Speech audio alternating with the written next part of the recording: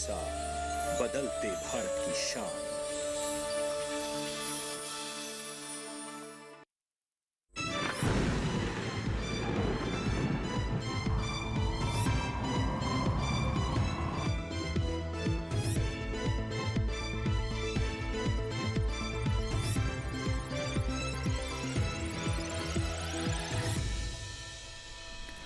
नमस्कार, आप सभी का स्वागत मौसम खबर में। मैं हूं मुकुल शर्मा। मौसम खबर में आपको बताएंगे देश के किन हिस्सों में हो सकती है भारी बारिश और इसके साथ ही कैसा रहेगा मौसम का मिजाज। लेकिन आइए सबसे पहले नजर डालेंगे मौसम की बड़ी खबरों पर। क्या कुछ बड़ी खबर मौसम की निकल कर आ रही है, इस पर नजर डाल लेते हैं। यानी क्या स्थिति रह सकती है अलग अलग क्षेत्रों की, खासतौर से बात करें। सबसे पहले अगर पूर्वी उत्तर प्रदेश की बात की जाए तो कहीं कहीं रात के समय यहाँ पे जो गर्मी है वो बढ़ने का अनुमान जताया गया है मौसम विभाग द्वारा। ओडिशा की अगर बात करें तो छिटपुट स्थानों पर काफ़ी गर्म हवाएं चलने का अनुमान जताया गया है। इसके साथ साथ अगर बात की जाए अरुणाचल प्रदेश की तो कहीं कहीं यहाँ मूसलाधार बारिश की संभावना जताई गई है। और वहीं खासतौर से अगर हम बात करते हैं तटीय प्रदेश की तो गिने चुने हिस्सों में यहाँ पे काफ़ी गर्म हवाएं चल सकती हैं, इस तरह का जो अनुमान है मौसम विभाग द्वारा जताया गया है। वहीं गुजरात की अगर बात करें तो इक्का दुक्का जगह काफ़ी भारी बारिश के आसार बनते हुए नजर आ रहे हैं। मौसम खबर में अब आइए बात करते हैं चक्रवाती तूफान बिपरजॉय के बारे में। इसका लैंडफॉल जो है वो शुरू हो चुका है और इसी को लेकर फिलहाल क्या स्थिति बनी हुई है, और खासतौर से भारत मौसम विज्ञान विभाग के महानिदेशक डॉक्टर मृत्युंजय महापात्रा ने इसको लेकर क्या कुछ जानकारी दी, आइए देखते हैं। अब तक मिली जानकारी के अनुसार अति प्रचंड चक्रवाती तूफान बिपरजॉय के लैंडफॉल की प्रक्रिया शुरू हो चुकी है, जिसके आज मध्य रात्रि तक जारी रहने का अनुमान है। ये तूफान उत्तर पूर्व दिशा में 115 से 125 किलोमीटर प्रति घंटे की निरंतर धरातलीय पवन गति और 140 किलोमीटर प्रति घंटे के वायु झोंकों के साथ आगे बढ़ रहा है। इस तूफान के मद्देनजर मौसम विभाग ने सौराष्ट्र और कच्छ के लिए रेड अलर्ट जारी किया है। हालांकि मध्य रात्रि के इसकी गति में कमी आ सकती है, जिसके चलते कच्छ, द्वारका, पोरबंदर और जामनगर में भारी बारिश का अनुमान जताया गया है।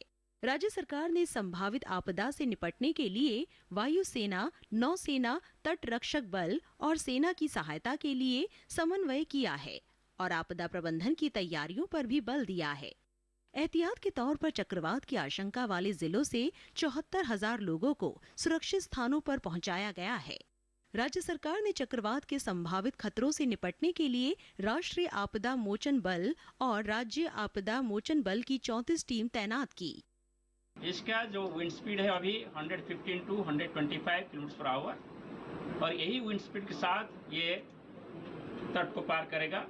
मिडनाइट तक कंप्लीट आई लैंड पर होगा।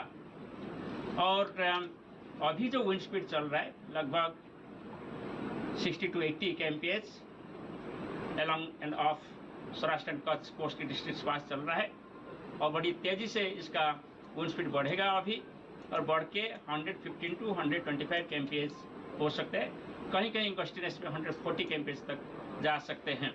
और ये विंड स्पीड अभी शुरू हो रहा है राइज होना, क्योंकि फॉरवर्ड सेक्टर जो होता है आई वॉल या वॉल क्लाउड रीजन, वो अभी सौराष्ट्र कच्छ का जो कोस्टल डिस्ट्रिक्ट के वहाँ एंटर कर रहे हैं। फिर इसके बाद आई एंटर होगा। आई एंटर होने के बाद फिर जो रियर सेक्टर है साइक्लोन का वो एंटर होगा। सो एंटायर प्रोसेस कंप्लीट होने के लिए मिडनाइट तक ये चालू रहेगा। ये थोड़ा से ज़्यादा टाइम लेगा पूरा साइक्लोन का वॉल क्लाउड और आई रीजन लैंड पर जाने के लिए, इसलिए क्योंकि ये साइक्लोन रिलेटिवली थोड़ा से धीरे चल रहा है। ये मौसम खबर में नज़र डाल लेते हैं गर्मी अपडेट पर भी, जो यहाँ किस तरीके से देश के जो अलग अलग क्षेत्र हैं वहाँ पर गर्म हवाओं को लेकर किस तरह का अनुमान जताया गया है मौसम विभाग द्वारा। कौन से ऐसे क्षेत्र, राज्य के अलग अलग क्षेत्र हैं जहाँ पे इस तरह की संभावना जताई गई है, वो जान लेते हैं गर्मी अपडेट में। तमाम वो राज्य जहाँ पर लगातार गर्म हवाओं का जो असर है वो देखा जा सकेगा। मैप के ज़रिए आपको बताने की कोशिश करेंगे। इस मैप के ज़रिए कि कहाँ कहाँ देखिए जो गर्म हवाओं की संभावना है वो जताई गई है। अधिकतर जगह आप हरा रंग देख पा रहे हैं, इस बात का सूचक कि इन क्षेत्रों में गर्म हवाएं नहीं हैं, लेकिन जहां जहां केसरिया और पीला रंग आप देख पा रहे हैं जिन जिन राज्यों में, वहां पे गर्म हवाएं चल सकती हैं। चेतावनी जारी की गई है, सावधान रहने की बात की गई है। बिहार, झारखंड, ओडिशा, तटीय आंध्र प्रदेश की बात करेंगे, आगे पश्चिम बंगाल की बात की जाए तो काफ़ी गर्म हवाएं यहाँ पे चल सकती हैं। जबकि पूर्वी उत्तर प्रदेश की अगर बात की जाए, रात के समय यहाँ गर्म हवाएं चल सकती हैं। तापमान में इजाफा होगा तो वहीं आप देख सकते हैं पूर्वी मध्य प्रदेश में भी। जबकि छत्तीसगढ़ की अगर बात की जाए तो यहाँ लगभग यही स्थिति रहेगी। अब आइए आगे बढ़ते हैं और नजर डालते हैं मौसम अलर्ट पर, और किस तरह का जो अलर्ट है वो जारी किया गया है मौसम विभाग द्वारा। इस मैप के जरिए आपको बताएंगे। देखिए सबसे महत्वपूर्ण जो जहां आप लाल रंग फिलहाल देख पा रहे हैं, जो कि सावधान रहने की बात की, ये चेतावनी एक तरीके की जारी की गई है मौसम विभाग द्वारा।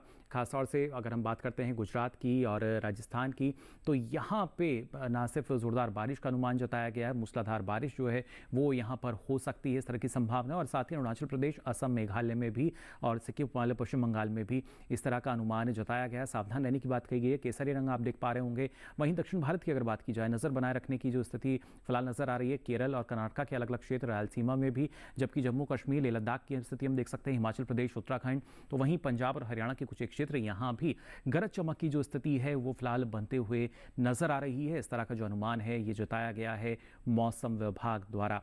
तो इन क्षेत्रों के लिए देखिए जो चेतावनी खास तौर से जारी की गई है, ये वो क्षेत्र है जहाँ पे मौसम विभाग ने यहाँ पे चेतावनी जारी की है इन क्षेत्रों के लिए। अब आगे बढ़ते हैं और नज़र डालते हैं मौसम पूर्वानुमान में और क्या स्थिति रह सकती है। खासतौर से बारिश की अगर बात की जाए, क्या स्थिति नज़र आएगी। उत्तर पश्चिम भारत की पहले बात करते हैं। यहाँ आप देख सकते हैं अगर खासतौर से जम्मू कश्मीर, लेह लद्दाख, हिमाचल प्रदेश, उत्तराखंड की बात करें, या पंजाब, हरियाणा, राजधानी दिल्ली के कुछ एक क्षेत्र, तो कई जगह बारिश का अनुमान जताया गया है। जबकि पश्चिमी उत्तर प्रदेश की हम बात करें तो यहाँ भी कहीं कहीं बारिश हो सकती है। जबकि पूर्वी उत्तर प्रदेश, यहाँ फिलहाल बारिश का कोई अनुमान नहीं जताया गया है मौसम विभाग द्वारा। बारिश के लिहाज से यहाँ मौसम साफ रहेगा, लेकिन यहाँ इन तमाम क्षेत्रों में ज़रूर कई जगह बादल बरस सकते हैं। इसके साथ ही पूर्वोत्तर राज्यों की अगर पहले बात की जाए तो आप देख सकते हैं अरुणाचल प्रदेश, असम, मेघालय, नागालैंड, मणिपुर, मिजोरम, त्रिपुरा, जहाँ अधिकतर जगह बारिश का अनुमान जताया गया है, तो बिहार, झारखंड, ओडिशा और गांगे पश्चिम बंगाल में भी कहीं कहीं बारिश हो सकती है। उपमालय पश्चिम बंगाल, सिक्किम में भी अधिकतर जगह बादल बरसेंगे। वहीं अंडमान निकोबार की अगर बात की जाए तो आप देख सकते हैं अधिकतर जगह बारिश की संभावना यहाँ जताई गई है। जबकि केरल की बात की जाए, तटीय कर्नाटक के अलग अलग क्षेत्र जहाँ अनेक स्थानों पर बारिश होगी। जबकि जो तमाम दक्षिण भारत के राज्य हैं इनमें भी कहीं कहीं बारिश का अनुमान जताया गया है। रायलसीमा, तमिलनाडु की बात की जाए, तटीय आंध्र प्रदेश, तेलंगाना, और वहीं अगर हम बात करते हैं मध्य भारत की, सबसे महत्वपूर्ण जो अधिकतर जगह बारिश है सौराष्ट्र, कच्छ में आप देख सकते हैं यहाँ फिलहाल बारिश का अनुमान जताया गया है मौसम विभाग द्वारा। चक्रवात की वजह से लगातार ये स्थिति बनी हुई है।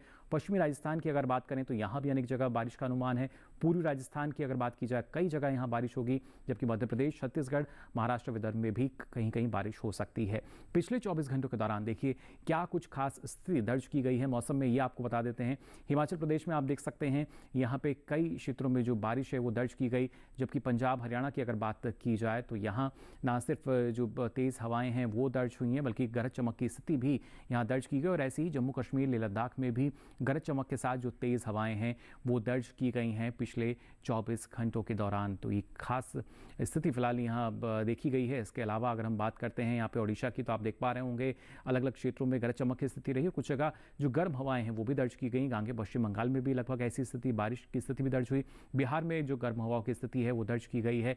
जबकि पूर्वोत्तर राज्यों में लगातार बारिश की स्थिति हमने देखी। दक्षिण भारत में लक्षद्वीप की बात की जाए, अंडमान निकोबार की बात करें, साथ ही केरल जहाँ पे बादल बरसते हुए आपको नजर आ रहे हैं, यानी बारिश यहाँ दर्ज की गई है। इसके साथ साथ कर्नाटक के अलग अलग क्षेत्र, और अगर बात की जाए तेलंगाना, तटीय आंध्र प्रदेश की, तो यहाँ पर अलग अलग क्षेत्रों में कुछ एक जगह जो गर्म हवाओं की स्थिति है वो भी दर्ज की गई पिछले 24 घंटों के दौरान।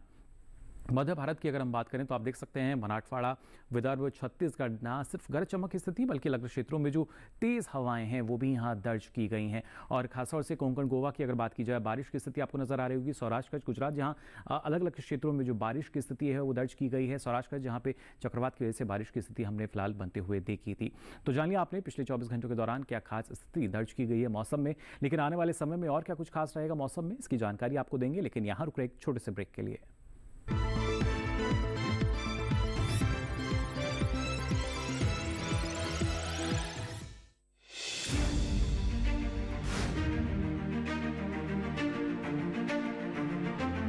फसलों के भाव से लेकर उनकी आवक तक, पैदावार से लेकर बुआई के क्षेत्रफल तक, आयात से लेकर निर्यात तक, घरेलू से लेकर वैश्विक बाजार तक। मंडियों की सही और ताजा जानकारी पाएं। विशेषज्ञों की राय का लाभ उठाएं। देखिए मंडी खबर सोमवार से शनिवार शाम 5 बजे सिर्फ दूरदर्शन किसान पर।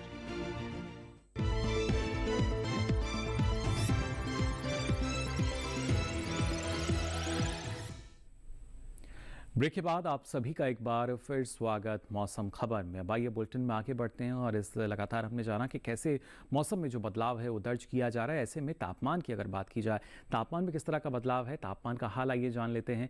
पहले बात करेंगे अधिकतम तापमान के हाल की, किस तरह का बदलाव इसमें देखिए दर्ज किया गया है। जम्मू कश्मीर लेह लद्दाख की अगर बात की जाए तो अलग अलग क्षेत्रों में करीब 1 से 3 डिग्री सेल्सियस की गिरावट जो है वो अधिकतम तापमान में यहाँ दर्ज की गई है पिछले 24 घंटों के दौरान, यानी गिरावट अधिकतम तापमान में दर्ज हुई है सामान्य तापमान के मुकाबले। और इसके साथ ही अगर पूर्वी उत्तर प्रदेश की हम बात करें तो आप देख सकते हैं अधिकतम तापमान में एक इजाफा दर्ज हुआ है, करीब 3 से 5 डिग्री सेल्सियस का इजाफा यहाँ पे दर्ज किया गया है अधिकतम तापमान की स्थिति में। जबकि बात अगर करें बिहार, झारखंड और ओडिशा की तो अधिकतम तापमान में करीब 5 डिग्री सेल्सियस का इजाफा यहाँ दर्ज किया गया। लगातार ये वो राज्य जहाँ पे गर्म हवाओं की स्थिति बनी थी। और वहीं अगर बात की जाए अरुणाचल प्रदेश, असम, मेघालय की तो यहाँ करीब 3 से 5 डिग्री सेल्सियस की एक गिरावट अधिकतम तापमान में देखने को मिली है। बारिश की स्थिति भी इन राज्यों में पिछले दिनों देखी गई थी, उसी वजह से एक गिरावट फिलहाल यहाँ दर्ज की गई है। जबकि बात अगर करें तमिलनाडु, पुडुचेरी, तटीय आंध्र प्रदेश की तो आप देख सकते हैं यहाँ करीब 5 डिग्री सेल्सियस का इजाफा अधिकतम तापमान की स्थिति में दर्ज किया गया है सामान्य तापमान के मुकाबले पिछले 24 घंटों के दौरान। और इस बीच अगर खासतौर से बात की जाए भीती उत्तरी कर्नाटक, भीती दक्षिण कर्नाटक और तटीय कर्नाटक की, यानी कर्नाटक के अलग अलग क्षेत्र हैं, करीब यहाँ 3 से 5 डिग्री सेल्सियस का इजाफा अधिकतम तापमान की स्थिति में दर्ज हुआ है। वहीं अगर बात की जाए कोंकण, गोवा और मराठवाड़ा की तो आप देख सकते हैं यहाँ भी करीब 1 से 3 डिग्री सेल्सियस का इजाफा अधिकतम तापमान की स्थिति में दर्ज किया गया है सामान्य तापमान के मुकाबले। जबकि अगर बात करें सबसे अधिक तापमान की तो आप देख सकते हैं आंध्र प्रदेश के पुरी में यह दर्ज हुआ 45.1 डिग्री सेल्सियस सबसे अधिक तापमान यहाँ पे दर्ज किया गया। बात करते हैं न्यूनतम तापमान की हाल की क्या स्थिति यहाँ दर्ज की गई है। पंजाब, हरियाणा और राजधानी दिल्ली के अलग अलग क्षेत्रों में आप देख सकते हैं न्यूनतम तापमान में इजाफा हुआ है। 1 से 3 डिग्री सेल्सियस का इजाफा जो है वो यहाँ इन राज्यों के अलग अलग क्षेत्रों में दर्ज किया गया है सामान्य तापमान के मुकाबले। जबकि अगर बात की जाए गांगे पश्चिम बंगाल की तो आप देख सकते हैं करीब 3 से 5 डिग्री सेल्सियस का इजाफा न्यूनतम तापमान की स्थिति में यहाँ दर्ज हुआ है पिछले 24 घंटों के दौरान। और अगर हम बात करते हैं खासतौर से यहाँ पे रायलसीमा के अलग अलग क्षेत्रों की तो आप देख सकते हैं यहाँ भी करीब 3 से 5 डिग्री सेल्सियस का इजाफा न्यूनतम तापमान की स्थिति में दर्ज किया गया है सामान्य तापमान के मुकाबले। वहीं अगर पूर्वी मध्य प्रदेश की बात की जाए तो आप देख पा रहे होंगे यहाँ न्यूनतम तापमान में करीब 5 डिग्री सेल्सियस का इजाफा दर्ज किया गया, यानी ये ज़्यादा दर्ज किया गया है सामान्य तापमान के मुकाबले। इसके साथ ही पश्चिमी राजस्थान की बात करें या पश्चिमी मध्य प्रदेश की बात की जाए तो यहाँ करीब 1 से 3 डिग्री सेल्सियस का जो इजाफा है वो न्यूनतम तापमान की स्थिति में दर्ज किया गया है पिछले 24 घंटों के दौरान सामान्य तापमान के मुकाबले। और सबसे कम तापमान आप देख सकते हैं असम के चापारमुख में दर्ज हुआ 17 डिग्री सेल्सियस यहाँ न्यूनतम तापमान दर्ज किया गया। तो ये तो बात हुई किस तरह का बदलाव हम अधिकतम और न्यूनतम तापमान में देख पा रहे हैं। लेकिन देश के प्रमुख शहरों की अगर बात की जाए वहां पर अधिकतम और न्यूनतम तापमान की स्थिति क्या रही, आइए इस पर भी डालते हैं नजर।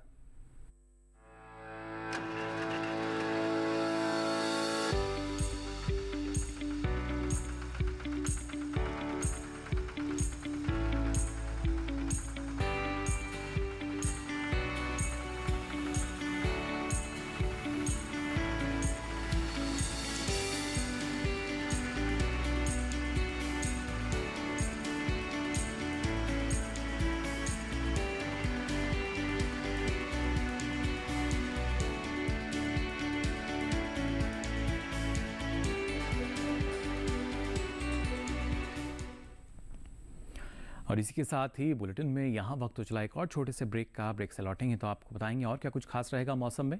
आप बने रहिए दूरदर्शन किसान पर।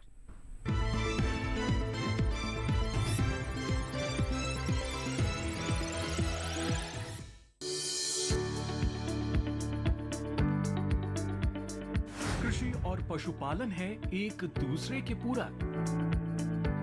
घर आंगन से लेकर व्यावसायिक फार्म तक, मुर्गी पालन से लेकर रेगिस्तान के जहाज तक।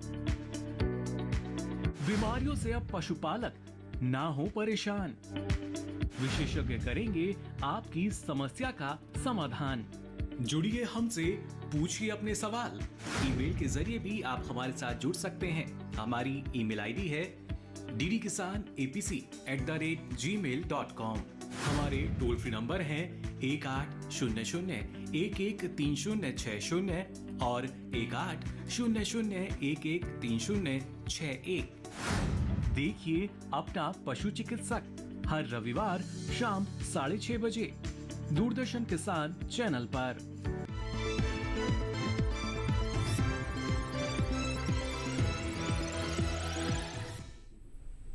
ब्रेक के बाद आप सभी का एक बार फिर स्वागत मौसम खबर में। अब आइए बुलेटिन में आगे बढ़ते हैं और आपको बताते हैं देश के प्रमुख शहरों में वायु गुणवत्ता की स्थिति क्या दर्ज की गई है वायु गुणवत्ता सूचकांक के आधार पर। जी हां, कौन सी श्रेणी के अंतर्गत जो वायु गुणवत्ता है वो दर्ज हुई है।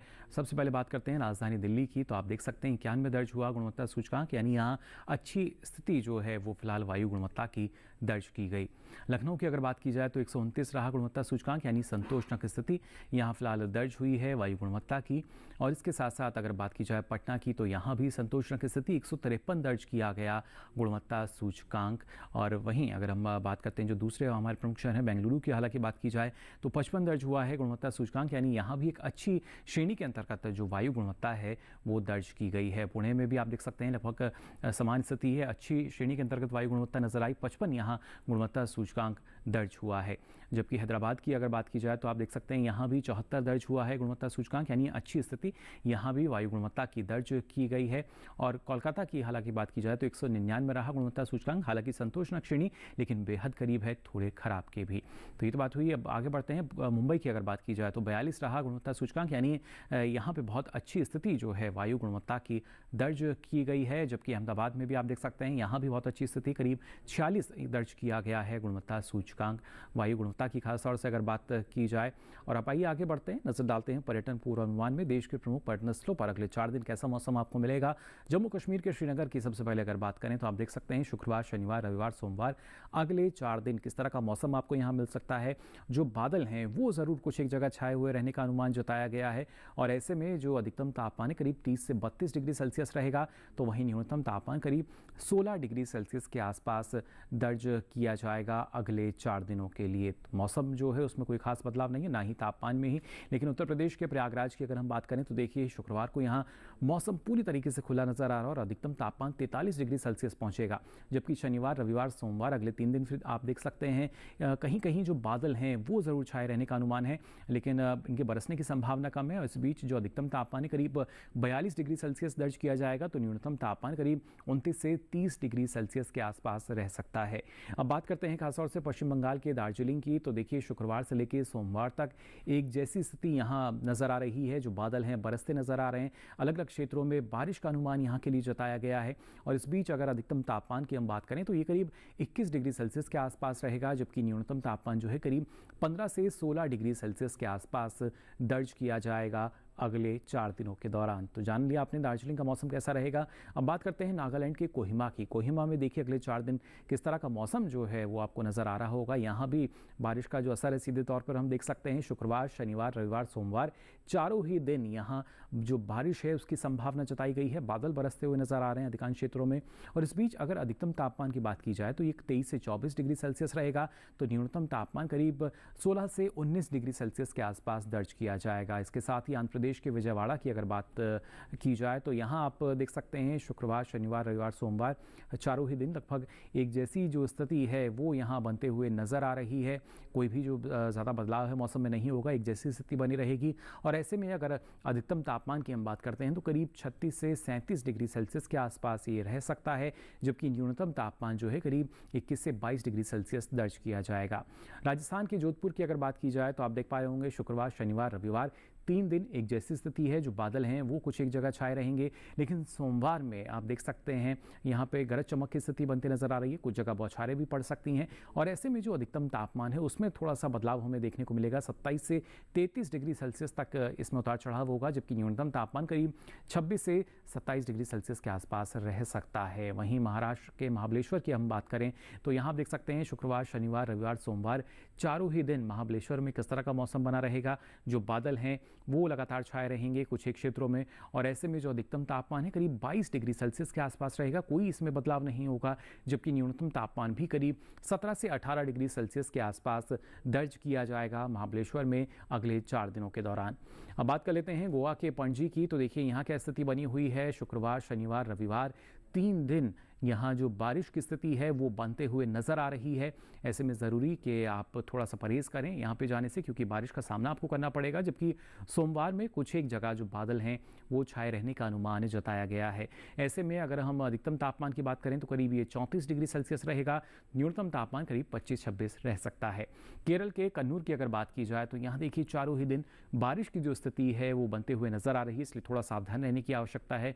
अधिकतर क्षेत्रों में बारिश का अनुमान है शुक्रवार से लेकर सोमवार तक। लेकिन अगर हम तापमान की बात करें तो अधिकतम तापमान करीब 32 डिग्री सेल्सियस पे रहेगा, तो न्यूनतम तापमान करीब 25 डिग्री सेल्सियस रह सकता है। यानी जो तापमान है उसमें ज़्यादा बदलाव नहीं होगा 4 दिनों के दौरान, लेकिन चारों ही दिन जो बारिश की स्थिति है वो यहाँ बनते हुए नजर आ सकती है।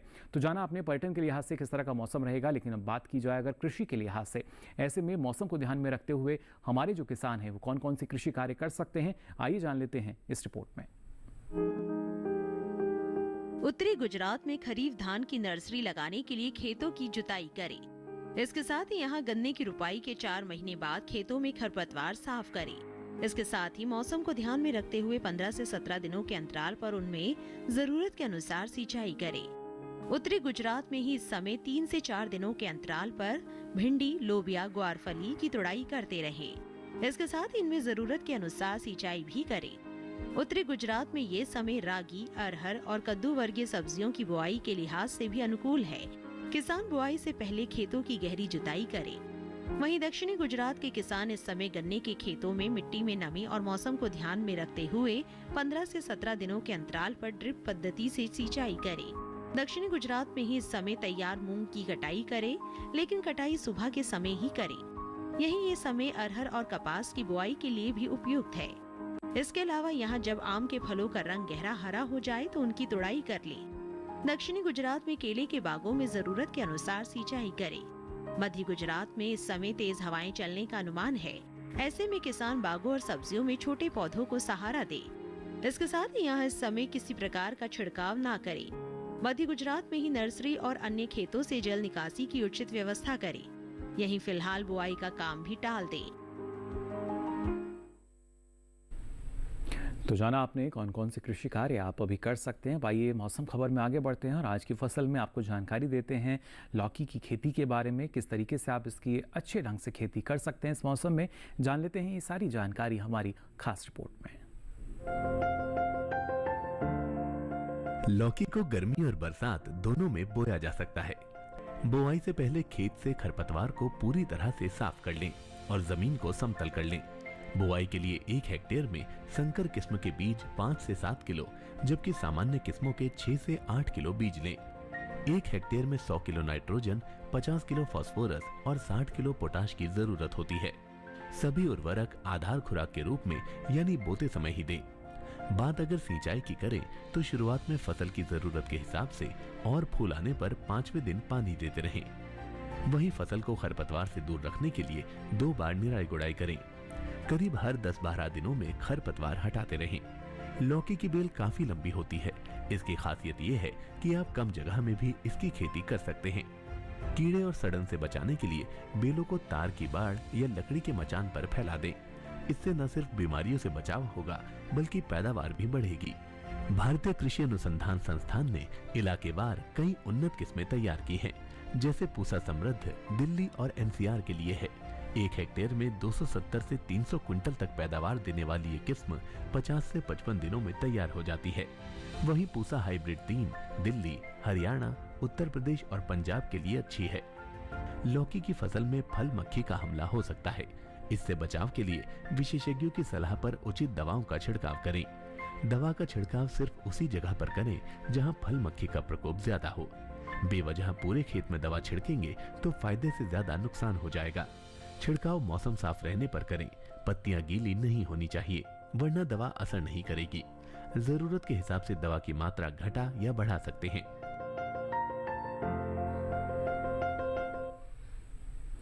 तो जाना आपने किस तरह की सावधानी आपको रखनी होगी, इस मौसम में अच्छी उपज आप ले पाएंगे और इसके लिए जानकारी का होना बेहद ज़रूरी। और ये सारी जानकारी अगर आप फिर से देखना चाहते हैं तो आपकी टीवी स्क्रीन पर QR कोड दिखाया जा रहा है, इसे आप स्कैन करें, जिसके बाद आप पहुंचेंगे DD किसान के YouTube चैनल पर और यहाँ ये सारी जानकारी मौसम खबर के साथ अब आप कभी भी कहीं भी देख सकेंगे। तो फिलहाल के लिए इस बुलेटिन में बस इतना ही। मौसम की ताज़ा जानकारियों के साथ फिर होंगे हाजिर, तब तक के लिए दीजिए इजाज़त। नमस्कार।